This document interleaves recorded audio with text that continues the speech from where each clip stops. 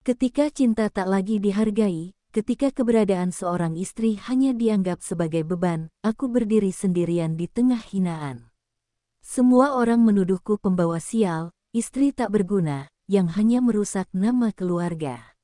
Namun siapa sangka, di saat mereka semua terpuruk, akulah yang bangkit. Akulah yang justru menjadi penyelamat keluarga ini. Inilah kisah perjuangan seorang istri yang diremehkan, dihina, dan dipandang rendah, namun membuktikan bahwa ketulusan dan kekuatan hati mampu mengubah segalanya. Dihina sebagai istri tak berguna, tapi justru aku yang menyelamatkan keluarga saat bangkrut. Namaku Alia, perempuan sederhana yang tumbuh di keluarga biasa-biasa saja. Hidupku berubah ketika aku menikah dengan Rangga, seorang pria mapan dari keluarga terpandang. Pernikahan kami awalnya terlihat seperti dongeng indah, tapi perlahan aku menyadari bahwa kisahku tidak seindah bayangan orang-orang. Sejak masuk ke dalam keluarganya, aku merasakan jurang pemisah yang begitu lebar antara aku dan mereka. Ibuku pernah berkata, "Alia, sabar itu kunci dalam rumah tangga." Aku selalu mengingat pesan itu, terutama ketika ibu mertuaku mulai memperlihatkan sikapnya. Sejak hari pertama aku menjejakkan kaki di rumah besar itu, ia menatapku dengan pandangan sinis. "Rangga pantas mendapatkan wanita yang lebih, bukan gadis kampung seperti kamu," katanya tanpa malu di depan banyak orang. Kata-kata itu masih terngiang jelas di telingaku. Aku mencoba mengabaikan semua perlakuan dingin itu. Aku berusaha menyesuaikan diri, memasak makanan untuk keluarga, membersihkan rumah, bahkan menata taman agar terlihat lebih indah. Namun, semua usahaku seolah tidak pernah dianggap. "Rasanya hambar, kamu memang tidak bisa diandalkan," ucap ibu mertua setiap kali mencicipi masakanku. Aku hanya menunduk, menahan air mata agar tidak jatuh. Rangga, suamiku, awalnya selalu membelaku. Ia sering berkata, "Sudahlah, jangan dengarkan mama." Tapi seiring waktu, aku merasakan perubahannya. Perlahan ia mulai terpengaruh oleh ucapan keluarganya. Jika dulu ia tersenyum menatapku, kini sering aku dapati wajahnya datar, bahkan kecewa. Itu membuatku bertanya-tanya, apakah aku benar-benar tidak pantas berada di sisinya? Aku sering membayangkan, bagaimana hidupku seandainya aku menikah dengan pria sederhana yang bisa menerimaku apa adanya. Tapi takdir membawaku ke sini, ke rumah besar dengan dinding mewah yang terasa dingin. Aku merasa seperti orang asing yang tidak pernah benar-benar diterima. Bahkan ketika aku duduk di meja makan bersama keluarga besar, mereka selalu berbicara seakan aku tidak ada. Ada saat ketika aku ingin mengutarakan isi hatiku pada Rangga. Aku berkata pelan, aku ingin mencoba bekerja, mungkin membuka usaha kecil-kecilan. Tapi suamiku hanya menghela napas. "Tidak usah bermimpi terlalu jauh, Alia. Cukup urus rumah saja, itu sudah cukup." Kalimat itu menghancurkan semangatku. Baginya, aku hanyalah istri yang tugasnya terbatas di dapur dan rumah, tidak lebih. Malam-malamku sering diisi tangisan diam-diam. Aku menangis di balik pintu kamar, agar Rangga tidak mendengar. Aku menangis bukan karena lelah bekerja, tapi karena merasa tidak berharga. Aku ingin sekali dihargai, didengar, dan dilihat sebagai manusia yang punya mimpi.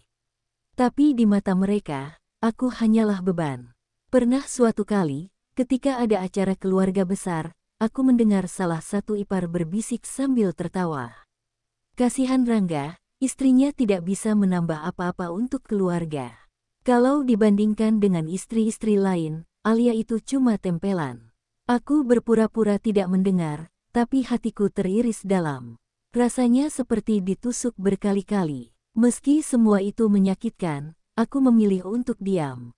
Aku percaya, waktu akan menjawab segalanya. Aku tahu aku tidak bodoh, aku tahu aku punya kemampuan, hanya saja belum ada kesempatan untuk menunjukkannya. Dalam hatiku, aku berjanji pada diriku sendiri, suatu hari nanti, aku akan membuktikan bahwa aku lebih dari sekadar istri yang dianggap tak berguna. Malam itu, ketika semua orang sudah terlelap, aku berdiri di balkon kamar. Menatap langit malam penuh bintang, aku berbisik pada diriku sendiri. Aku akan bertahan. Aku akan bangkit. Dan ketika saat itu tiba, mereka akan tahu siapa Alia sebenarnya. Aku tidak tahu kapan dan bagaimana, tapi keyakinan itu mulai tumbuh di dalam hatiku. Hari-hari berikutnya terasa semakin berat. Aku seperti berjalan di atas jalan setapak yang penuh duri, setiap langkah selalu meninggalkan luka. Pagi itu, ketika aku membawa teh hangat ke ruang tamu, aku mendengar suara ibu mertua dan ipar-iparku yang sedang bercengkerama. Mereka tertawa, tapi tawanya berubah menjadi bisikan pedas yang menusuk telingaku. Istri macam apa yang tidak bisa membuat suaminya bangga? Alia itu hanya menumpang hidup, ucap salah satu dari mereka. Tanganku gemetar saat meletakkan cangkir di meja. Aku ingin sekali membantah, ingin sekali berkata bahwa aku juga punya harga diri. Tapi lidahku keluh, dan keberanianku terkubur di balik rasa takut. Aku hanya tersenyum tipis, lalu berpamitan masuk ke dapur. Di sana, aku menangis dalam diam, mengusap air mata agar tidak meninggalkan jejak di wajahku. Rangga datang siang itu, pulang lebih awal dari kantor. Aku bersemangat menyambutnya, berharap bisa menghabiskan waktu bersamanya. Namun, yang kudapat hanyalah wajah lelah bercampur jengkel. Alia, bisa tidak kamu lebih peka? Mama mengeluh terus tentangmu. Kalau begini terus, aku juga lelah, katanya. Kata-kata itu menamparku keras, lebih sakit daripada semua hinaan yang pernah kudengar. Aku menunduk, mencoba menahan perasaan yang berkecamuk. Aku sudah berusaha, Rangga, bisikku lirih. Tapi suamiku hanya menghela napas panjang, lalu beranjak masuk kamar tanpa menoleh. Rasanya seperti dunia ini runtuh, dan aku berdiri sendirian di tengah reruntuhan itu. Hatiku hancur, tapi aku tetap diam. Malam itu aku tidak bisa tidur. Aku menatap punggung Rangga yang membelakangiku. Dahulu, punggung itu selalu terasa hangat, menjadi tempatku bersandar. Kini, ia seperti tembok yang tak bisa kutembus. Aku ingin sekali memeluknya, tapi tanganku kaku. Aku takut jika aku mendekat, ia akan menjauh lebih jauh. Aku merasa suaraku tidak pernah didengar. Ketika aku mencoba berbicara, selalu dianggap rengekan. Ketika aku berdiam, dibilang tidak peduli. Aku seperti terjebak dalam lingkaran yang tak pernah memberi ruang untukku bernapas. Semua luka itu kupendam sendiri, karena aku tidak tahu harus berbagi dengan siapa. Pernah suatu kali, aku mencoba menulis di buku harian, meluapkan semua rasa sakit yang tak bisa kuucapkan. Halaman demi halaman penuh dengan tangisan yang tak terlihat. Tinta hitam menjadi saksi betapa hancurnya hatiku. Aku menulis, andai saja ada yang benar-benar melihatku, mendengarku, mungkin aku tidak akan merasa sesendiri ini. Keesokan harinya, aku kembali menjalani rutinitas. Memasak, membersihkan rumah, menyiapkan segala sesuatu untuk keluarga. Aku berusaha menutup luka dengan senyuman, seakan semuanya baik-baik saja. Tapi di dalam dada, ada jurang yang semakin dalam. Luka yang tak pernah kuucapkan itu semakin menyesakkan, membuatku hampir kehilangan napas. Aku mulai merasa diriku perlahan menghilang. Alia yang ceria dulu seolah lenyap, tergantikan oleh bayangan perempuan rapuh yang selalu salah di mata orang lain. Setiap tatapan merendahkan, setiap kata yang menyinggung, menjadi belati yang terus menusukku. Tapi aku tetap memilih diam, karena aku tahu, jika aku melawan, semua hanya akan semakin buruk. Namun di balik semua itu, ada api kecil yang mulai berkobar. Di hatiku, luka ini memang menyakitkan, tapi justru luka ini yang membuatku sadar, aku harus kuat. Jika aku terus terpuruk, aku akan hancur. Aku mulai berjanji pada diriku sendiri, bahwa suatu hari nanti aku akan menemukan caraku untuk bangkit, meski saat ini aku masih terjebak dalam luka yang tak terucap. Hari itu, aku duduk di teras rumah dengan pikiran yang bercampur aduk. Angin sore bertiup lembut, tapi hatiku justru terasa semakin sesak. Sejak perbincangan terakhir dengan Rangga, aku merasa ada jarak yang semakin jauh di antara kami. Aku merindukan kehangatan yang dulu ia berikan, namun yang tersisa kini hanyalah dingin yang membekukan. Malamnya, aku mendengar suara lirih dari kamar mertua. Aku mendekat tanpa sengaja, lalu terdengar jelas pembicaraan mereka dengan Rangga. "Kamu terlalu bodoh kalau terus bertahan dengan Alia," suara ibu mertua menusuk telinga. "Dia tidak berguna. Cari saja perempuan lain yang bisa mendukungmu." Jantungku seakan berhenti berdetak mendengar kalimat itu. Aku berdiri terpaku, tubuhku gemetar. Yang lebih menyakitkan, Rangga tidak membantah. Ia hanya diam, lalu berkata pelan, "Aku lelah, Ma, aku benar-benar lelah." Kalimat itu bagai pisau yang merobek hatiku. Jadi, selama ini ia memang menanggung beban karena aku. Air mataku jatuh tanpa bisa kutahan, dan aku berlari masuk ke kamar sebelum mereka tahu aku mendengar semuanya. Malam itu aku menangis sejadi-jadinya. Perasaan percaya yang dulu kujaga rapat-rapat kini mulai runtuh. Aku merasa bukan hanya mertua dan ipar-ipar yang memandang rendah diriku, tapi juga suamiku sendiri. Kepercayaan yang menjadi fondasi pernikahan kami retak begitu saja, seolah tidak ada artinya lagi. Keesokan paginya, aku mencoba bersikap seperti biasa. Aku menyiapkan sarapan dengan senyum yang dipaksakan, menyembunyikan mata yang bengkak karena tangis. Rangga duduk di meja makan, sibuk dengan ponselnya, bahkan tidak menatapku. Suasana sunyi itu lebih menyakitkan daripada 1000 kata hinaan. "Rangga, apa aku benar-benar seburuk itu?" tanyaku akhirnya, dengan suara bergetar. Ia menoleh sekilas, lalu menghela napas panjang. "Aku tidak mau bicara soal ini, Alia. Aku sedang banyak pikiran." Jawaban itu bagai tembok besar yang menghalangiku. Aku hanya bisa mengangguk, padahal hatiku ingin berteriak sekeras mungkin. Dalam diam, aku mulai merasa asing di rumahku sendiri. Seakan aku hanyalah tamu yang sewaktu-waktu bisa diusir. Aku berjalan di antara ruangan yang penuh dengan suara orang lain, tapi jiwaku terasa sendirian. Semua yang dulu terasa hangat kini menjadi asing, dingin, dan penuh kecurigaan. Setiap kali Rangga pulang larut malam, pikiranku dipenuhi rasa gelisah. Aku mulai bertanya-tanya, apakah ia benar-benar pulang dari kantor, atau ada sosok lain yang kini mengisi kekosongan hatinya. Aku benci perasaan curiga itu, tapi luka yang kudengar malam itu membuatku tidak bisa lagi sepenuhnya percaya. Aku semakin yakin bahwa kepercayaan kami telah runtuh ketika suatu malam aku mencoba berbicara, tapi ia justru marah. "Kamu tidak pernah mengerti aku, Alia. Kamu hanya sibuk dengan perasaanmu sendiri," teriaknya. Kata-kata itu membuatku terdiam, tubuhku kaku, hatiku pecah berkeping-keping. Malam itu aku sadar, kepercayaan kami sudah tidak lagi utuh. Aku mungkin masih mencintainya, tapi cinta tanpa kepercayaan hanyalah luka yang terus menganga. Dalam hati aku mulai berbisik, jika aku tidak segera menemukan kekuatan, aku akan tenggelam dalam kehancuran ini. Musibah besar itu akhirnya datang. Perusahaan keluarga Rangga mengalami kerugian besar setelah salah satu proyek besar gagal. Berita kebangkrutan itu cepat menyebar, membuat semua orang di rumah panik. Telepon berdering tanpa henti, para investor marah, dan surat peringatan dari bank berdatangan. Rumah yang biasanya dipenuhi tawa sombong kini berganti dengan wajah-wajah tegang dan cemas.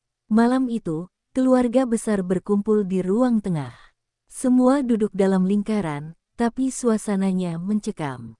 "Kita harus mencari jalan keluar," bentak ayah mertua dengan suara berat. Semua mulai berbicara, saling menyalahkan satu sama lain. Aku duduk di sudut ruangan, mencoba mengecilkan diri agar tak terlihat, tapi ternyata justru akulah yang jadi sasaran. "Ini semua mulai kacau sejak Rangga menikah dengan perempuan itu," suara salah satu ipar meluncur tajam. "Alia pembawa sial. Sejak dia masuk ke rumah ini, bisnis kita terus merosot." Kata-kata itu membuat semua mata menoleh padaku. Aku terkejut, dadaku berdegup kencang, air mata langsung menggenang. "Benar," sambung ibu mertua dengan nada sinis. "Aku sudah bilang sejak awal, dia tidak pantas. Lihat sekarang, semua hancur." Perempuan tak berguna hanya tahu menghabiskan uang, tidak bisa memberi solusi. Suaranya keras, menusuk telinga, membuatku ingin lenyap dari dunia saat itu juga. Aku mencoba membuka mulut untuk membela diri. Saya tidak pernah, namun, kata-kataku langsung dipotong. Diam, Alia, bentak ayah mertua. Kalau kamu tidak bisa membantu, jangan menambah masalah. Suasana semakin panas, aku hanya bisa menunduk, menahan isak yang hampir pecah. Rangga hanya duduk terdiam, matanya gelap, wajahnya penuh tekanan, tapi bibirnya terkunci. Aku menunggu ia membelaku, walau hanya satu kata. Namun yang kudapat hanyalah keheningan. Ia menunduk, tidak menoleh padaku sama sekali. Saat itu, aku merasa benar-benar sendirian. Kata-kata mereka terus menusuk. Kalau saja Rangga menikah dengan wanita yang tepat, dia pasti bisa membawa investasi besar. Bukan seperti sekarang, menanggung beban dari istri kampung ini. Gelak tawa sinis terdengar, membuat hatiku hancur berkeping-keping. Aku ingin berteriak bahwa aku bukan beban, bahwa aku juga punya kemampuan, bahwa aku juga bisa berbuat sesuatu. Tapi lidahku keluh, suaraku seakan terkunci oleh ketakutan. Jadi aku hanya duduk diam, menelan hinaan demi hinaan. Tubuhku kaku, air mataku jatuh membasahi pipi tanpa bisa kucegah. Malam itu aku menyendiri di kamar, memeluk lututku erat-erat. Semua kata-kata mereka terus terngiang di telingaku, berputar-putar seperti racun. Tak berguna, pembawa sial, beban. Aku menutup telingaku, tapi suaranya tetap ada. Aku menjerit dalam hati, berharap seseorang mendengarku. Namun, di balik tangisan itu, aku merasakan sesuatu yang berbeda. Rasa sakit yang begitu dalam itu menyalakan api kecil dalam diriku. Jika mereka terus menyalahkanku, aku harus membuktikan bahwa aku bukan seperti yang mereka pikirkan. Aku berbisik pada diriku sendiri, suatu hari nanti, kalian akan tahu, aku bukan istri tak berguna. Aku akan bangkit, dan aku akan menyelamatkan keluarga ini dengan caraku. Pagi itu, aku terbangun dengan mata sembab akibat tangisan semalam. Namun, dalam hatiku ada tekad yang baru. Aku tidak boleh terus menangis dan menjadi bulan-bulanan. Jika aku tetap diam, mereka akan terus menginjakku. Aku harus menemukan cara untuk membuktikan bahwa aku bisa menjadi penolong, bukan beban. Aku mulai mengingat semua keterampilanku. Sejak sebelum menikah, aku terbiasa membantu usaha kecil milik tetangga, belajar mengatur keuangan sederhana, bahkan menjahit dan membuat kue untuk tambahan uang. Semua kemampuan itu selama ini kupendam, karena dianggap tidak berharga oleh keluarga besar Rangga. Tapi sekarang, aku sadar bahwa inilah satu-satunya modal yang kumiliki. Siang itu, ketika semua orang sibuk membicarakan utang dan kehilangan aset, aku diam-diam pergi ke dapur. Aku mulai membuat kue sederhana yang dulu sering kujual di kampung. Aroma harum kue itu memenuhi dapur, membuat salah satu pembantu rumah kaget. Melihatku sibuk sendiri. "Bu Alia, Anda mau bikin apa?" tanyanya heran. Aku hanya tersenyum samar. "Aku mau coba sesuatu." Kue itu kubawa ke sebuah kafe kecil tak jauh dari rumah. Dengan gemetar, aku meminta pemilik kafe untuk mencicipinya. Awalnya ia ragu, tapi begitu mencoba, matanya berbinar. "Ini enak sekali, Bu. Rasanya pas, manisnya tidak berlebihan. Kalau Anda bisa buat lebih banyak, saya mau titip jual di sini." Hatiku bergetar, seperti ada secercah cahaya yang masuk ke dalam gelapnya hatiku. Malamnya, aku kembali ke rumah dengan wajah sedikit lega. Tapi tentu saja, keluargaku masih saja mencibir. "Dari mana saja kamu?" tanya ibu mertua dengan nada curiga. Aku hanya menjawab singkat, "Saya tadi keluar sebentar."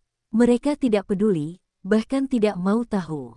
Tapi aku tidak keberatan, karena aku tahu aku sedang memulai sesuatu yang besar. Dalam diam, aku terus membuat kue setiap hari. Awalnya hanya sedikit, tapi semakin lama pesanan semakin banyak. Kafe itu bahkan mulai menyarankan aku untuk memasok secara rutin. Uang hasil penjualan kusimpan rapi, sedikit demi sedikit jumlahnya bertambah. Aku belum berani bicara pada siapapun, karena aku ingin membuktikan dengan nyata dulu sebelum membuka suara.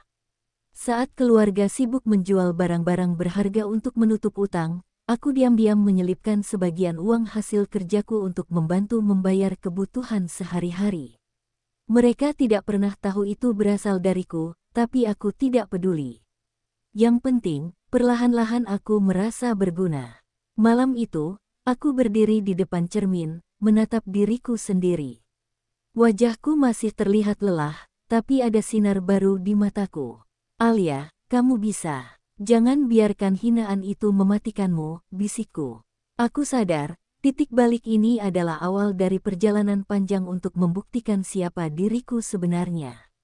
Rangga mulai memperhatikan perubahan sikapku. Ia melihat aku sering keluar rumah, wajahku lebih bersemangat, dan aku tidak lagi hanya diam menangis. Kamu lagi sibuk apa akhir-akhir ini? Tanyanya suatu malam. Aku menatapnya sejenak, lalu menjawab dengan senyum samar, aku hanya sedang mencoba sesuatu. Doakan saja berhasil. Ia terdiam, seakan ingin tahu lebih jauh, tapi tidak bertanya lagi. Aku tahu jalanku masih panjang. Namun, di tengah semua kesedihan dan hinaan, aku akhirnya menemukan harapan baru. Dan dalam hatiku, aku berjanji aku akan menjadi penyelamat keluarga ini, meskipun mereka tidak pernah percaya padaku. Inilah saatnya aku bangkit, bukan lagi sebagai istri yang dianggap tak berguna, tetapi sebagai penopang di saat semua orang terjatuh. Hari itu, seperti biasa aku membawa kue ke kafe langganan. Namun, rupanya ada seorang kerabat jauh keluarga Rangga yang kebetulan mampir ke sana. Ia melihatku membawa kotak-kotak kue dengan wajah lelah namun penuh semangat. Tak kusangka, ia langsung mengenaliku dan buru-buru melaporkan pada ibu mertua. Malamnya, ketika aku baru saja pulang dengan tubuh lelah, seluruh keluarga sudah menungguku di ruang tengah.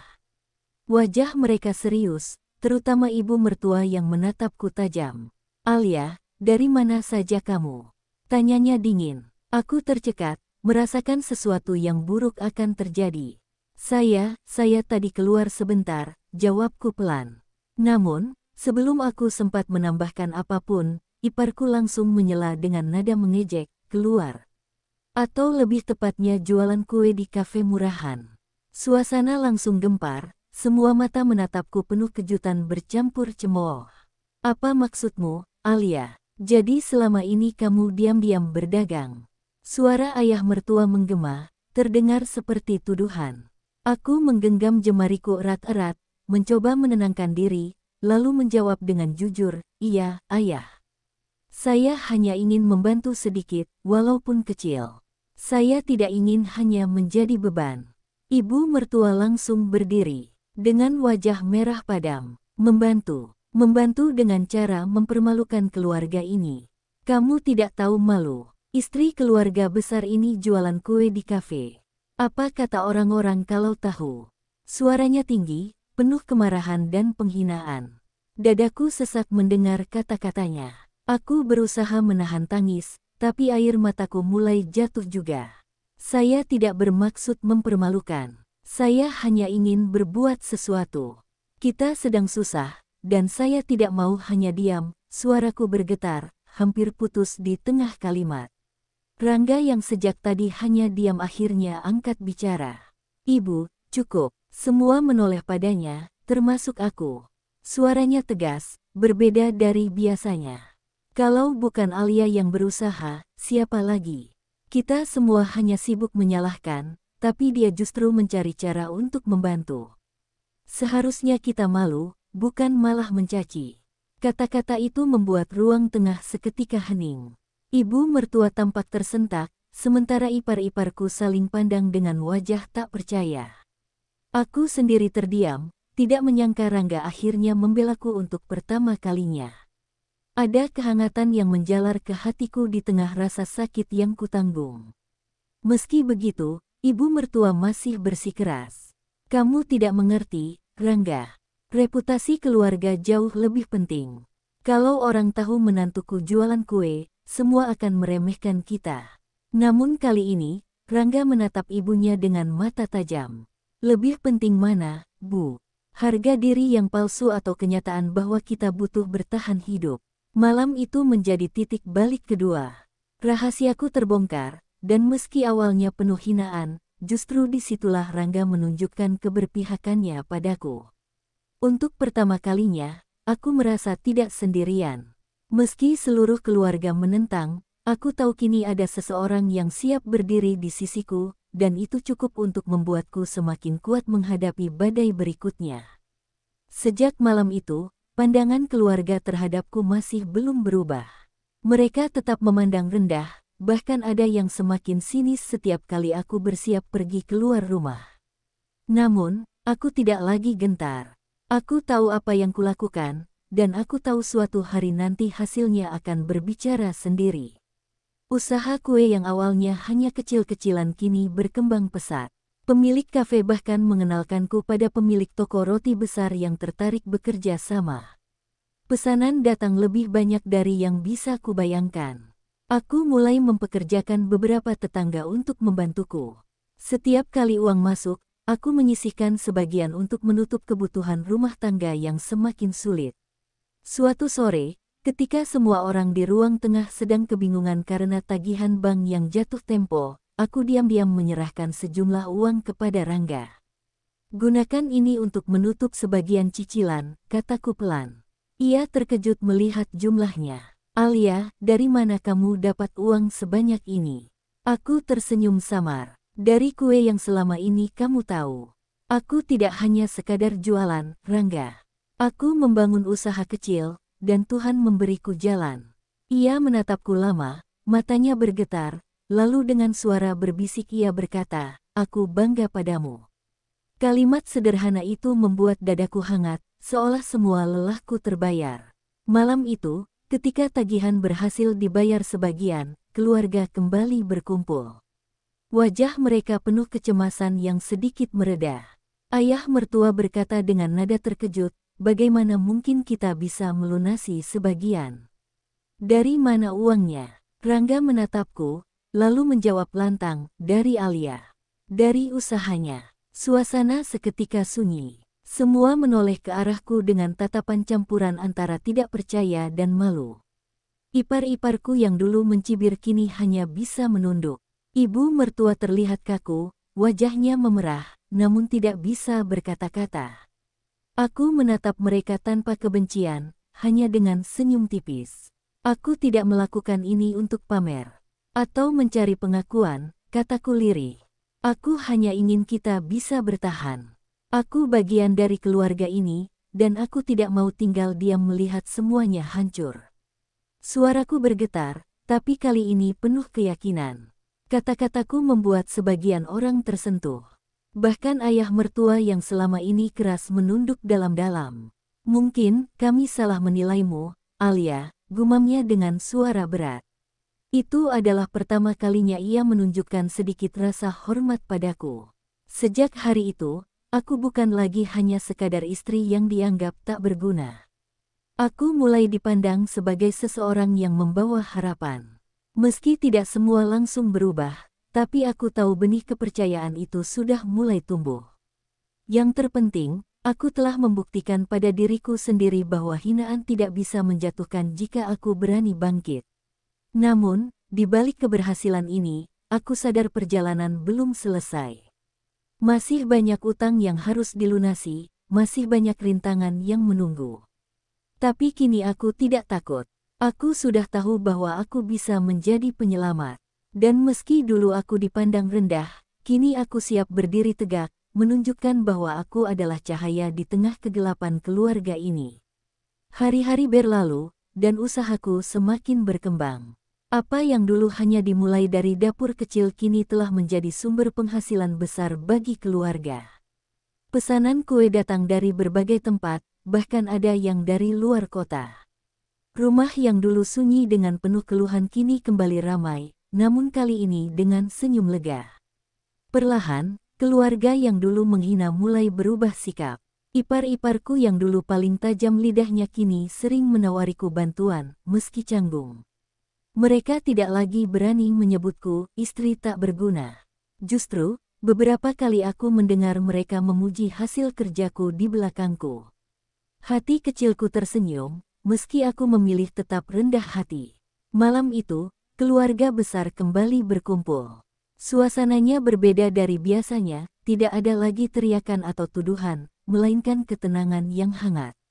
Ayah mertua menatapku lama, kemudian berkata dengan suara yang pelan namun mantap, "Alia, kami berutang banyak padamu. Tanpa usahamu, mungkin keluarga ini sudah tenggelam." Aku terdiam, dadaku terasa sesak. Air mataku hampir jatuh, bukan karena sedih, tapi karena akhirnya aku didengar. "Saya hanya melakukan apa yang seharusnya," jawabku lirih. Namun dalam hati, aku tahu bahwa pengakuan itu adalah sesuatu yang dulu hanya bisa kuimpikan. Bahkan ibu mertua, yang selama ini paling membenciku, mulai melunak. Dengan wajah yang masih menyimpan gengsi, ia berkata, "Aku mungkin terlalu keras padamu, Alia. Tapi ternyata, kamu punya kekuatan yang tidak kami lihat." Kata-kata itu sederhana, tapi bagiku terasa seperti sebuah pengakuan yang sangat besar. Rangga menggenggam tanganku di depan semua orang. Ia menatapku dengan mata penuh kebanggaan dan berkata, "Aku tahu sejak awal kamu berbeda, Alia. Dan sekarang kamu telah membuktikan bahwa kaulah yang paling berharga dalam keluarga ini." Sentuhan itu membuatku yakin bahwa semua luka yang pernah kutanggung tidak sia-sia. Perjalanan ini mengajarkanku bahwa hinaan bisa berubah menjadi pujian, bahwa orang yang dianggap paling lemah bisa menjadi penopang di saat semua orang menyerah. Aku tidak lagi merasa kecil atau tak berarti. Aku berdiri tegak, dihargai bukan hanya sebagai istri, tetapi sebagai penyelamat. Kini, setiap kali aku memandang meja penuh kue dan pesanan, aku tidak hanya melihat bisnis, tapi juga perjalanan hidup. Dari air mata, hinaan, hingga kebanggaan. Semua itu menjadi bukti bahwa aku mampu mengubah luka menjadi kekuatan. Malam itu, ketika semua orang tertawa lega, aku menatap ke langit-langit dengan hati penuh syukur. Aku berbisik dalam hati, "Terima kasih, Tuhan, karena Engkau menjadikanku kuat. Terima kasih, karena dari perempuan yang dulu dianggap tak berguna, kini aku bisa menjadi cahaya untuk keluarga ini." Dan sejak saat itu, aku tidak lagi hanya hidup dalam bayangan hinaan. Aku hidup dengan penuh keberanian, cinta, dan penghargaan. Karena aku tahu, tidak ada yang lebih indah daripada ketika orang yang dulu merendahkanmu akhirnya harus mengakui, kaulah penyelamat mereka. Dulu, aku hanya istri yang dianggap tak berguna. Kata-kata hinaan menusukku, merobek hatiku, membuatku hampir menyerah. Tapi kini, semua berbalik. Dari air mata lahirlah kekuatan, dari hinaan tercipta keberanian. Dan pada akhirnya, aku bukan hanya sekadar istri. Aku adalah penyelamat keluarga yang dulu merendahkanku. Jangan pernah meremehkan seseorang yang terlihat lemah, karena bisa jadi, dialah yang akan menjadi penopang saat dunia runtuh. Terima kasih sudah menonton. Jangan lupa like, share, dan subscribe untuk kisah penuh haru lainnya.